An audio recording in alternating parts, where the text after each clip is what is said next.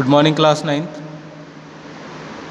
Today I will teach you geography of class 9. तो आज हम ज्योग्राफी का chapter 1 India size and location यानी कि भारत का आकार और उसकी स्थिति के बारे में जो हम इस चैप्टर में डिस्कस करेंगे. ओके, देखिए इससे पहले आप जो इंडिया इन वर्ल्ड हम देख लेते हैं, यानी कि भारत में जो इंडिया की स्थिति है वो क्या है. देखिए 7 कॉन्टिनेंट्स हैं.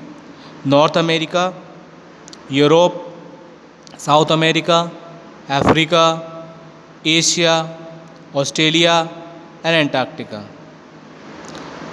अब अगर बात की जाए सबसे बड़ा जो कॉन्टिनेंट है, लार्जेस्ट कॉन्टिनेंट, वो एशिया है और जो सबसे छोटा कॉन्टिनेंट है that is Australia.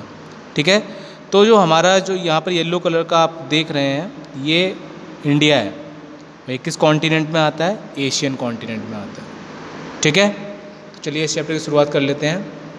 India is one of the ancient civilisation in the world. It has achieved multifaceted socio-economic progress during the last 5 decades.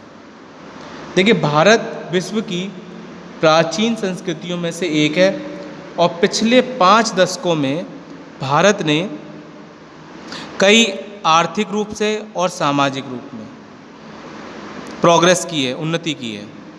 ठीक है, चाहे वो इकोनॉमिक फील्ड हो या फिर सोशियो फील्ड हो, दोनों ही क्षेत्रों में इसने पिछले 5 दशकों से उन्नति की है, तरक्की की है.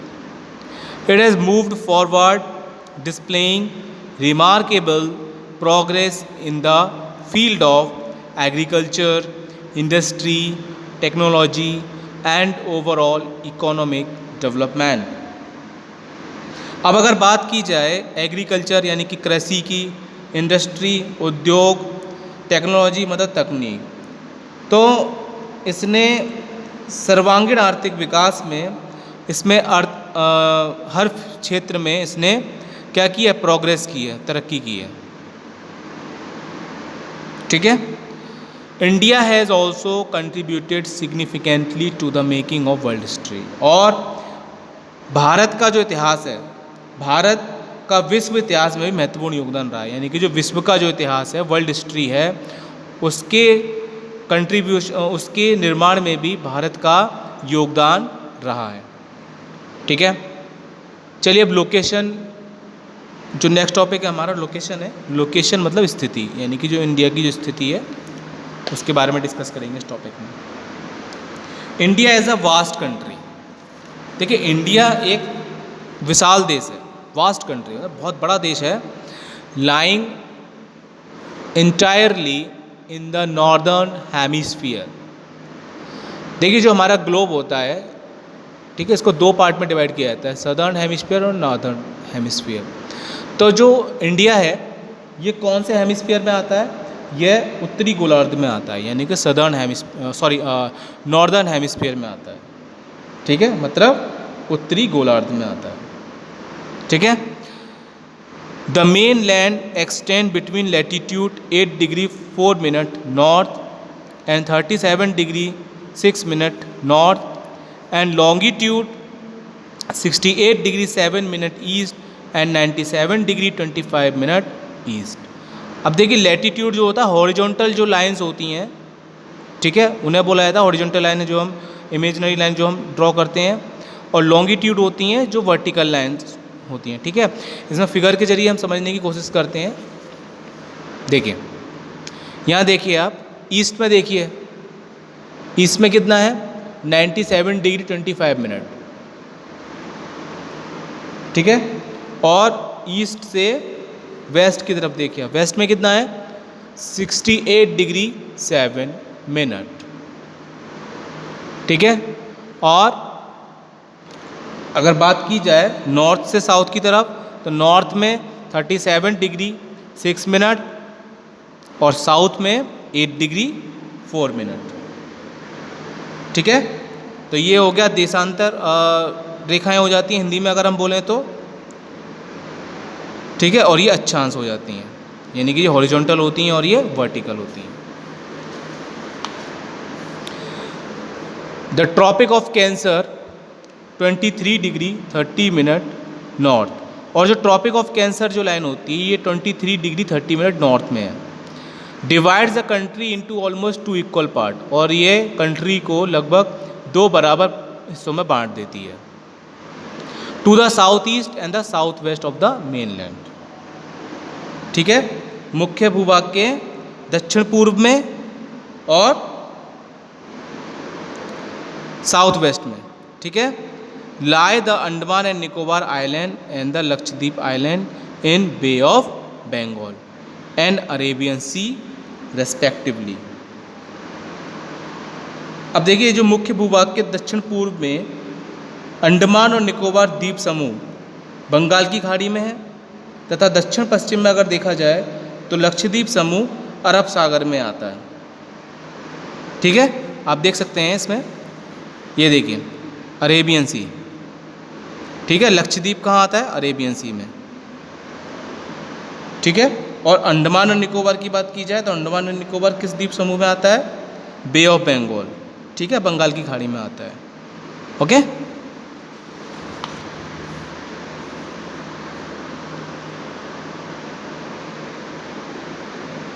Do you know the southernmost point of the Indian Union Indira Point got submerged under the sea water in 2004 during the tsunami। देखिए क्या आप जानते हैं कि जो भारतीय संघ राज्य का जो सबसे दक्षिणी जो पॉइंट है वो कौन सा है? सबसे दक्षिणी पॉइंट कौन सा है? इंदिरा पॉइंट। ये सन 2004 में सुनामी आई थी, उस सुनामी में ये जलमग्न हो गया था, ठीक है, सबमर्ज्ड हो गया था। अब अगर बात की जा रही है जो सदर मोस्ट पार्ट हमारा कौन सा है? सदर मोस्ट पार्ट कौन सा है? Indira point. Eastern most part कौन सा है? आप नोट कर लीजिए आप, तो इसका ईस्टर्न मोस्ट पार्ट है किबीथू, जो कि अरुणाचल प्रदेश में है, ठीक है। वेस्ट, जो मोस्ट वेस्टर्न पार्ट है ये है गुहारमोती कच्छ, गुजरात में है, ठीक है। ये सियाचिन ग्लेशियर, ठीक है, नॉर्थ में। चलिए अब साइज के बारे में डिस्कस कर लेते हैं। साइज मतलब आकार, ठीक है।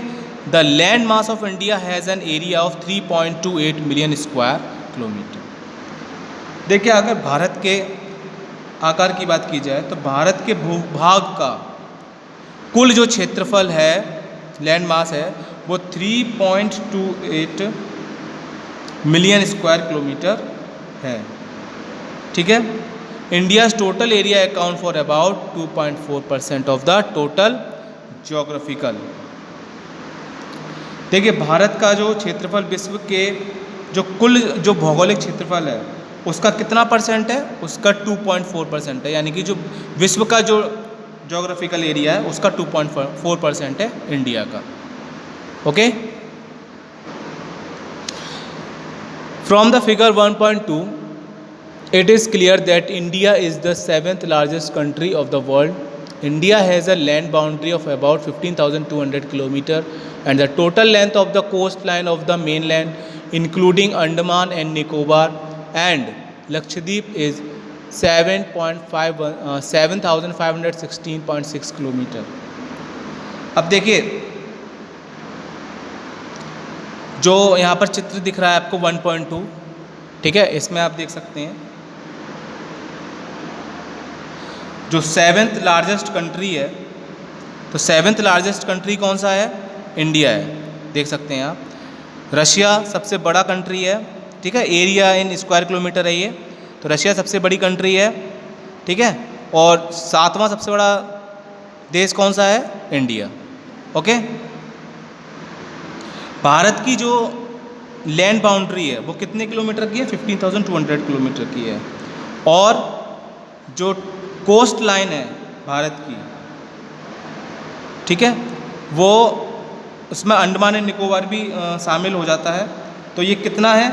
ये है 7,516.6 किलोमीटर, ठीक है। India is bounded by the Yangfold Mountains in the northwest, north and northeast, south of about 22° north latitude. It begins to taper and extends towards the Indian Ocean. देखिए इंडिया जो है यानी कि भारत उत्तर पश्चिम, ठीक है, उत्तर पश्चिम और उत्तर पूर्वी तथा उत्तर की जो सीमा है उस पर ये यंगफोल्ड माउंटेन से घिरा हुआ है, ठीक है। और इसके दक्षिण में का भूभाग उत्तर में चौड़ा है और 22° साउथ ऑफ अबाउट 22° उत्तरी अक्षांश से हिंद महासागर की ओर, ठीक है, अरेबियन सी यानी कि जो हिंद महासागर है, सॉरी इंडियन ओशियन की तरफ ये टेपर होना शुरू हो जाता है। टेपर मतलब संकरा होना शुरू हो जाता है और इसके पश्चिम में अरब सागर तथा पूर्व में बंगाल की खाड़ी है, ठीक है। आप ये जो मैप है पेज नंबर 3 इसमें आप क्लियरली देख सकते हैं, ठीक है। Look at figure 1.3 and note that the latitudinal and longitudinal extent of the mainland is about 30°. Despite this fact, the east-west extent appears to be smaller than the north-south extent. देखिए आप जो चित्र दे रखा है 1.3 पेज नंबर 3 पर यहाँ देख सकते हैं। इसमें जो लैटिट्यूडनल है अक्षांश रेखाएं हैं और जो लॉन्गिट्यूडनल यानी कि देशांतर जो रेखाएं हैं उनका विस्तार कितना है, उनका विस्तार जो है लगभग 30° है।